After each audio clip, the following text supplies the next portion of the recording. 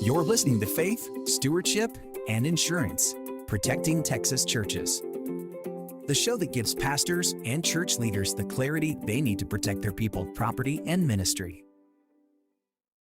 Welcome back to Faith, Stewardship, and Insurance, Protecting Texas Churches. I'm your host, Ron Wadley with Insurance for Texans. We help church leaders protect their people and property with wisdom and clarity. Today, we are answering a question that leaves many finance committees completely paralyzed at renewal time. How do you actually evaluate church insurance providers in 2026? Lynn stared down at the three proposals spread across the folding table in the church's fellowship hall. As the head of the finance committee for his Dallas-based church, the weight of this decision rested squarely on his shoulders. He had three quotes for the church's insurance renewal from three different insurance agents.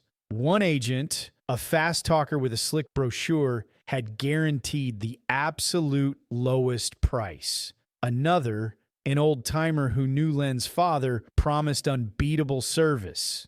The third had spent most of their meeting pointing out the flaws in the other two proposals. All three left Len with a stack of paper, a pounding headache, and a gnawing anxiety. The numbers didn't match, the coverages were described in alien terms, and the agents seemed more interested in bashing each other than in helping him understand what was best for his church. He looked out the window at the familiar Dallas skyline. He pondered how his church was a living community of believers. It was a daycare on weekdays, a food pantry on Wednesdays, and a sanctuary for hundreds of families on Sunday mornings. Protecting it was his sacred trust.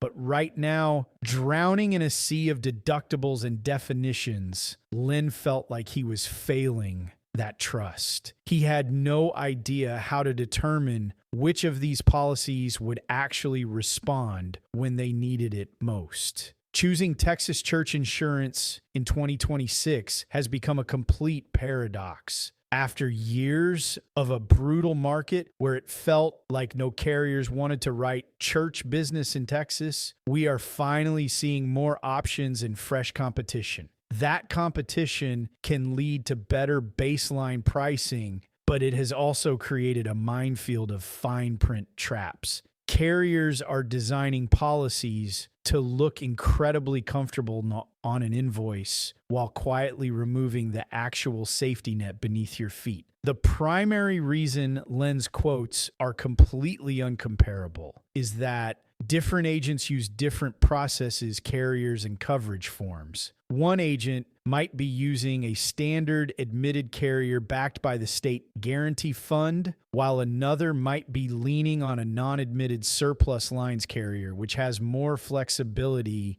but zero state oversight. Worse yet, when multiple agents rush to submit your church's information to the insurance marketplace, they often lock up or block carriers, which means that the agent who moves the fastest and not necessarily the one who understands your church the best could end up locking down the good options. The next order of business is to understand what you are being presented with. This means you have to look for three specific gotchas that are becoming more common across Texas. The first is the roof sublimit or ACV transition. Many new, cheaper policies have quietly switched older roofs from replacement cost value to actual cash value, which subtracts depreciation from your claim check. Some go even further, burying a roof payment schedule or a roof sublimit in the fine print that caps your total payout at a flat,